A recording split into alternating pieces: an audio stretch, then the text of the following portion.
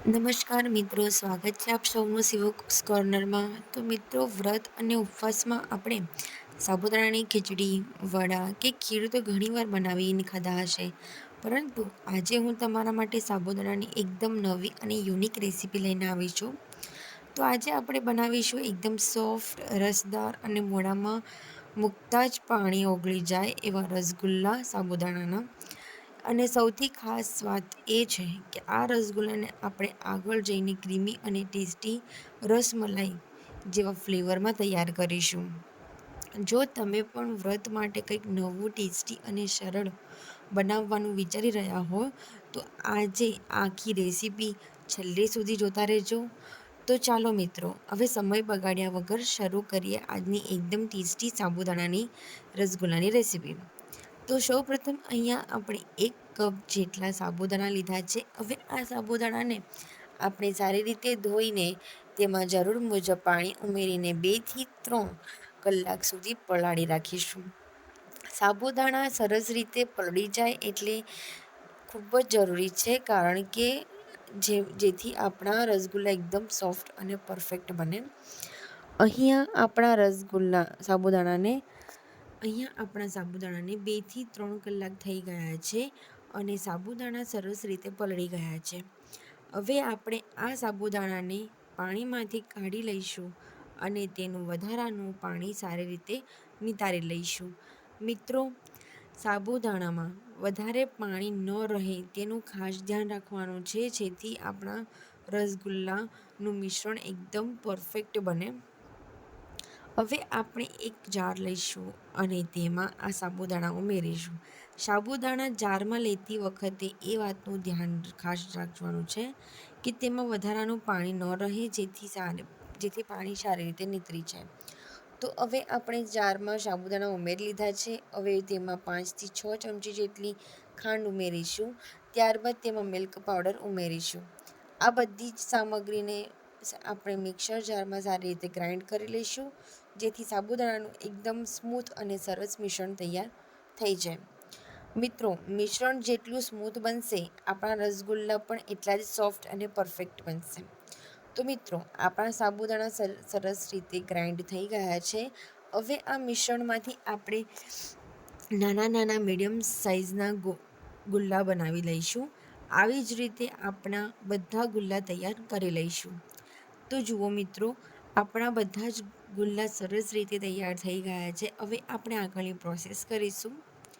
હવે એક કઢાઈમાં આપણે 500 થી 600 ગ્રામ જેટલું દૂધ લઈશું અને દૂધને લગભગ 5 થી 6 મિનિટ સુધી ઉકળવા દઈશું. દૂધ સરસ રીતે ઉકળી જાય હવે તેમાં આપણે કેસર ઉમેરીશું. મિત્રો, મેં અહીંયા કેસરને થોડા પાણીમાં નાખીને લગભગ 15 મિનિટ સુધી પલાળી રાખ્યું હતું, જેના કારણે તેનો કલર પણ એકદમ સરસ આવી ગયો છે. હવે આ કેસરને દૂધમાં ઉમેરી લઈશું. ત્યારબાદ તેમાં થોડીક એલચી પણ ઉમેરીશું અને દૂધને હલાવતા રહીશું, જેથી કેસર અને એલચીનો ફ્લેવર દૂધમાં સરસ મિક્સ થઈ જાય. હવે આપણું દૂધ એકદમ સરસ સુગંધિત થઈ ગયું છે. તો હવે તેમાં આપણે બનાવેલા સાબુદાણાના ગુલ્લા એક પછી એક ઉમેરી લઈશું. પણ હા મિત્રો, અત્યાર સુધીની આ રેસીપી તમને ગમતી હોય અને તમને આવી જ નવી નવી ટેસ્ટી રેસીપી જોવા મળતી હોય તો હજી સુધી મારી ચેનલને સબસ્ક્રાઈબ ન કર્યું હોય તો અત્યારે સબસ્ક્રાઈબ કરી લેજો અને સાથે બેલ આઇકન પણ દબાવી દેજો. તમારો એક નાનો એવો સપોર્ટ મને નવી નવી રેસીપીઓને તમારા સુધી પહોંચાડવા માટે ઉત્સાહ આપે છે. ગુલ્લા ઉમેર્યા પછી તેને ધીમા ગેસ પર સરસ રીતે કરી દઈશું, જેથી આપણા સાબુદાણાના રસગુલ્લા અંદરથી સરસ રીતે સોફ્ટ અને દૂધનો સ્વાદ પણ અંદર સુધી ઉતરી જાય. તો ચાલો મિત્રો, હવે આપણા એકદમ સોફ્ટ અને ટેસ્ટી સાબુદાણાના રસગુલ્લા તૈયાર થઈ ગયા છે. જુઓ તો મિત્રો, રસગુલ્લા કેટલા સરસ ફૂલીને અને સોફ્ટ બન્યા છે.